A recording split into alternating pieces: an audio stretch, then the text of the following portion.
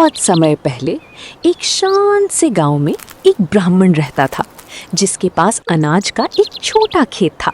वो मेहनत से हल जोतता, बीज बोता, पानी देता, खरपतवार निकालता और फसल कटने का धैर्य से इंतजार करता। लेकिन वहाँ एक नन्ही गौरैया भी थी, एक छोटी गोल मटोल बहुत दिलेर गौरैया जो खेत के पास बाड़ में रहती थी। हर सुबह जब ब्राह्मण नहीं देख रहा होता, गौरैया खेत में फुदक फुदक कर आती और सुनहरे दानों को चुगती। चुग चुग चुग, एक दाना यहाँ, दो दाने वहाँ, और खाते खाते वो एक खुशी का गाना गाती।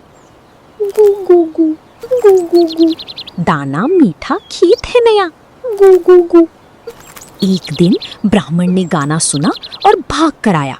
शू शू शैतान चिड़िया, ये मेरा अनाज है, अभी खाना बंद करो। गौरैया बाड़ पर उड़ गई और सिर टेढ़ा किया। चे चे चे, गू गू गू, उसने चहचहाया, बिल्कुल भी शर्मिंदा नहीं।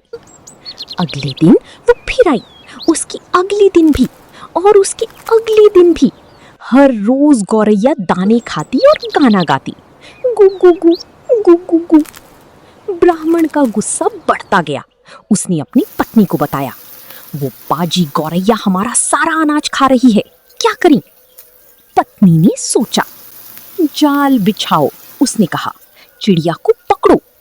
ब्राह्मण ने दानों के पास एक छोटा जाल बिछाया और अगली सुबह चट, गौरैया पकड़ी गई।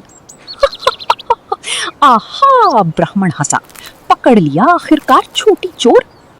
गौरैया ने अपनी चमकदार आंखों से ऊपर देखा। वो डरी नहीं, बिल्कुल नहीं।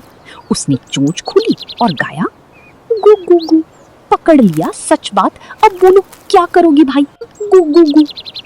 ब्राह्मण की पत्नी बाहर आई। इसे सबक सिखाती हैं, मिर्च का लीप लगाओ, गाना बंद हो जाएगा। उन्होंने गौरैया के पास थोड़ी मिर्च रखी, लेकिन गौरैया ने उसके आसपास चुग लिया और गाती रही, गू गू गू, मिर्च है तीखी पर मुझे क्या, गू गू गू। ब्राह्मण ने सिर खुजाया, पत्नी ने चिल्लाकर देखा, बच्चों ने ताली बजाकर भगाने की कोशिश की, कुछ काम नहीं आया।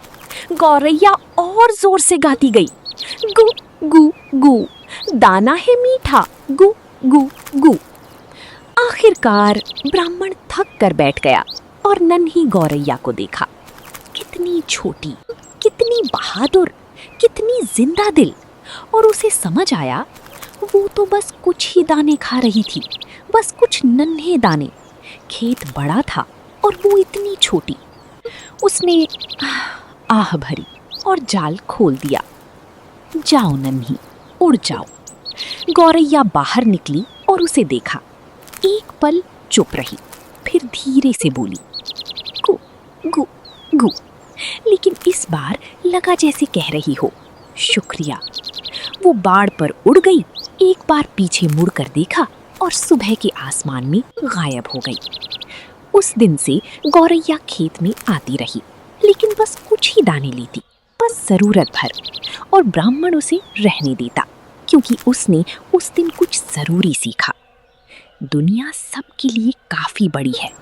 थोड़ी दयालुता, थोड़ा बांटना, हमें कुछ नहीं खोना पड़ता, लेकिन इसका मतलब बहुत होता है।